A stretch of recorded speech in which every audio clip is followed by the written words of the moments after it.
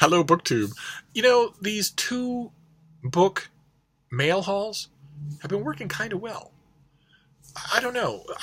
You're all insane. So I've been bombarded with emails and text messages and Voxer messages from people saying, no, we want your videos to be 30 minutes long, or 40 minutes long, or longer. I've heard stories of so many people that they just put my video on while they're making supper, so they're not looking at my cutie patootie face, and I'm just ushering them along. I had one wonderful email from a mother of 3 young children. They are all within a year of each other, and they're all very young. They're not babies, but they're not, monsters either. They're in that wonderful period in between where they're very impressionable. They understand everything that's going on around them. They know English. They know how to talk. They know how to listen. They know how to write, read. And I had a wonderful email in detail with pictures from a mother who says that her kids run helter-skelter all over the place. They often fight and bicker with each other. They get into trouble, as kids that age do. And she says the one interval in my afternoon where there's complete peace and complete agreement is when I put your video on our huge plasma screen TV. When you are talking, they all sit and listen, and they think you're funny and whatnot. And she also said something that I really like. She said, I'm not prudish about it, but she said, I really like the fact that I can put your video on and leave the room because you're not going to curse like a sailor, or that, as happens on so many BookTube channels. And I understand, because I watch some of those BookTube channels, and sometimes I'm with little children when I watch even some of my favorite BookTubers. And the minute I see they have a new video, I think, well, I'm not going to have you, cursing like you're on a heroin jag in front of 4-year-olds. So I don't do it. I skip those videos. I show the thumbnail and I tell the kids, you'll really like this person when you're much, much, much older. I don't know. Do a lot of people just, is the conversation, the normal day-to-day conversation of a lot of normal-looking people, just an endless stream of obscenities? Is that actually the way the world works? I confess, I haven't noticed it. In the limited forays that I have into the real world myself, I haven't noticed it. And yet on BookTube, I don't know, maybe I'm watching the wrong channels, but a lot of channels that I watch, they're young people, and they seem to be cursing just to show that they're intense, or that they're sincere. And I don't get that at all. It's cheap, and it's so easily counterfeited that it doesn't actually underscore your intensity. It just underscores your biddability. One way or another, this woman's video, or her email to me, was not actually unique. She said, I can leave the room because I know that you're going to be fine with them. You're not going to talk down to anybody.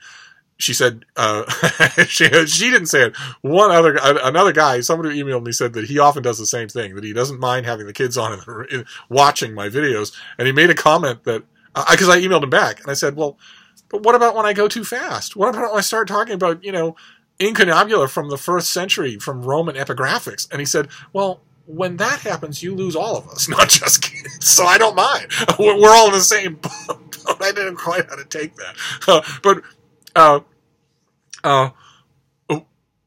One way or another, you have all said in one form or another that you really like the longer videos. For one, either it's because I'm background noise while droning on about books while you chop the potatoes or whatever. But even so, these 2 book videos allow they allow me to make videos that aren't 30 minutes long, where those of you who don't have the time, or who don't put me on in the background and still want to watch the video, can do that without sinking in the time. I know how valuable your time is. If I didn't love doing this so much, I might respect it more, but I do, so lump it. I like talking to you. I like seeing your faces. But I realize this channel is a time suck in a lot of ways. I try always to be entertaining, and I am always sexy. I can't help that. My point is, I want to continue to experiment a little more with 2 book mail hauls, where we're designed to concentrate on the book and where it doesn't take so long, although this initial throat clearing took almost 5 minutes. So anyway, so that's what I've got today. I've got 2 books today. And more is coming, and I'll probably do a separate video for those, because it has been a while since I've done a 10-book mail haul, and those are a lot of fun on their own. So we'll do these two, and like with a lot of these 2-book mail hauls, one package is very small, and one package is very big. What's going on there? So we'll do the small one first, and see what we have here. What do we have here? Oh, great. Okay. I requested this. This is, you'll see why I requested it, because I have a feeling that an instinct of mine for 2019 is going to be true. This is by Rachel Barenbaum, and it's called A Bend in the Stars. Kind of a nice cover. You've got you know, a train underneath the stars and underneath her dress. But anyway, this is historical fiction. And this is in Russia in the summer of 1914, as war with Germany looms. And as the Tsar's army tightens its grip on the local Jewish community, Miri Abramov and her brilliant physicist brother Vanya are facing an impossible decision. Since their parents drowned fleeing to America, Miri and Vanya have been raised by their babushka, a famous matchmaker from Odessa who has taught them to protect themselves at all costs, to fight, to kill if necessary, and always to have an escape plan. But now, with fierce, headstrong Miri on the verge of becoming one of Russia's only female surgeons, and Vanya hoping to solve the final puzzle of Einstein's elusive theory of relativity, how can they bear to leave the homeland that has given them so much? And I liked the sound of that, and this comes out in May.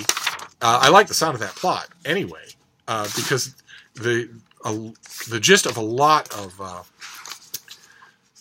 American historical fiction. I believe this person is American. Well, we'll see. The gist of a lot of American historical fiction in the last 60 years, especially Russian historical fiction, one of the gists of a lot of that fiction is that Russians want to leave Russia. They don't want to stay. Whereas I've never met a Russian, even in the worst times of their history's rather spotty track record with bad governments. I've never met a Russian who didn't love their country. Obviously, because it's a great country, and its current government is diametrically opposed to the national and international interests of the United States of America. But that's just its current government. Its country and its people are fantastic. I've spent a huge amount of time in Russia, and the people are amazing. And of course, they have an almost unrivaled literary tradition. Their literary tradition is kind of annoying. It almost looks, when you look, especially even at the most repressive decades of the Soviet era, regular works of genius coming from ordinary people. It's so annoying.